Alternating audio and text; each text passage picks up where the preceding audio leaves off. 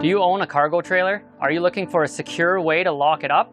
We have our high security lockbox, which is meant for shipping containers, but it also works on cargo trailers.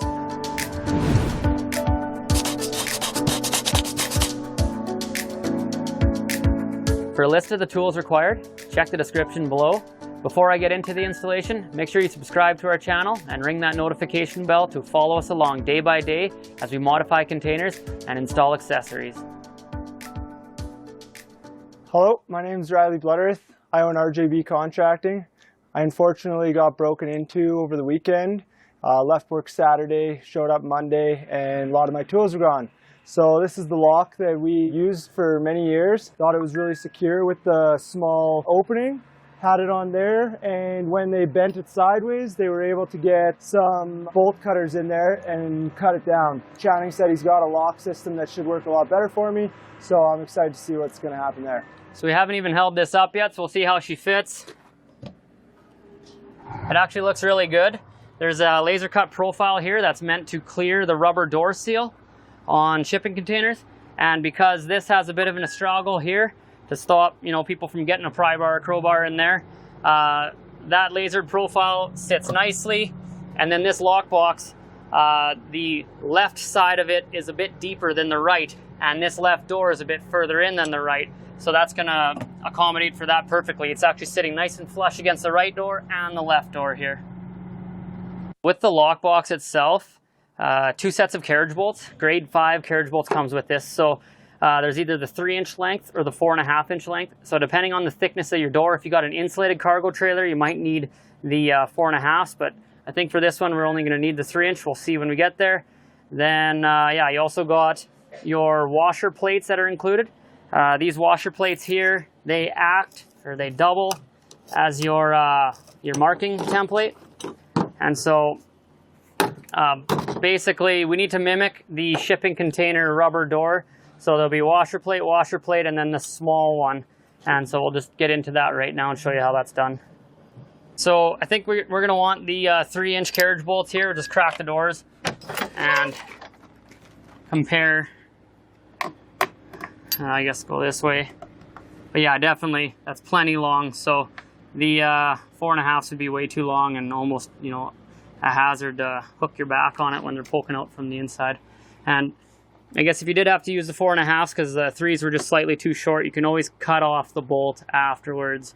So to mark this out, because it's not on a shipping container and we don't have the center door seal, I just grabbed a second large back washer plate, and that's gonna simulate the rubber door seal on a shipping container. And I might just get Riley to help me hold this in place, so we'll keep it away from his logo.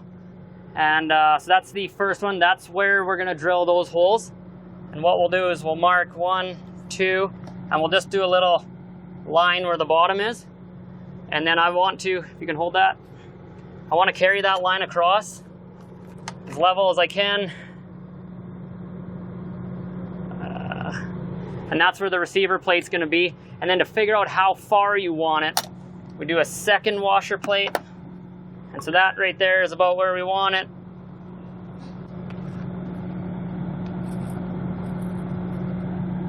There you go. So if you measure the back of the lockbox and you see where those 2 holes are, and then where the receiver would end up, that's going to be pretty much exactly where our 3D modeling wants it.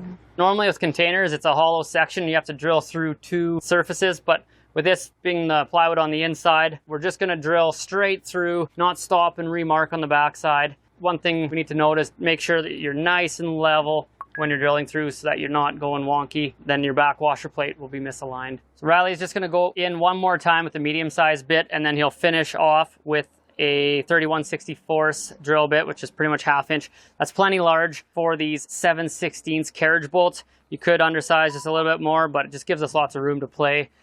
Okay, so these carriage bolts just slide in like that and then flip on a 90-degree angle. And make sure you use your hand to hold them from falling down. Then you take the other one, do the same thing, go the other way with it.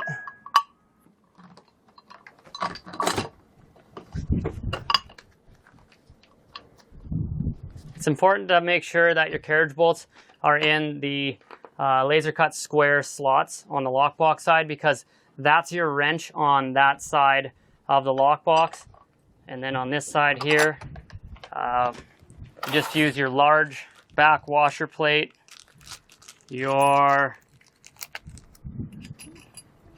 grade 8 flat washers, and then your 7/16 nylock nuts.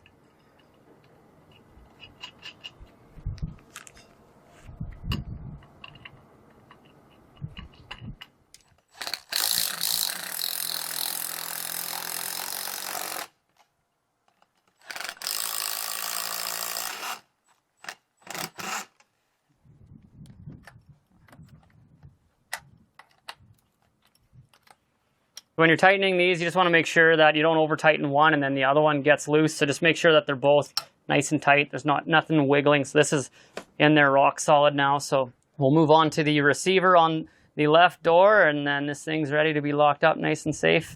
This lockbox is designed right around the 80mm shackle lock here. There's no extra room than what's absolutely required to get this lock to attach to the receiver. Thieves don't have room to get a pry bar in there. There's no room to get an angle grinder in there to cut the shackle or nothing. So make sure you get the 80, not the 60mm lock that goes with this Container Modification World lockbox.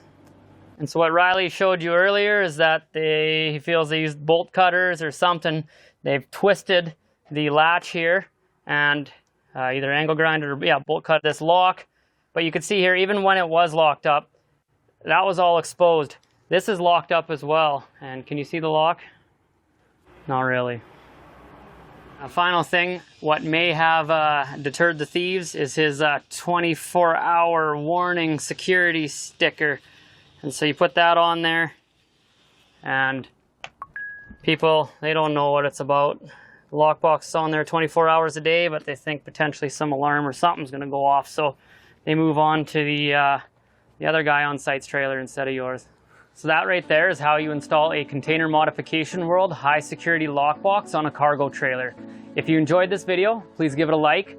If you'd like to see more, please subscribe to our channel and ring that notification bell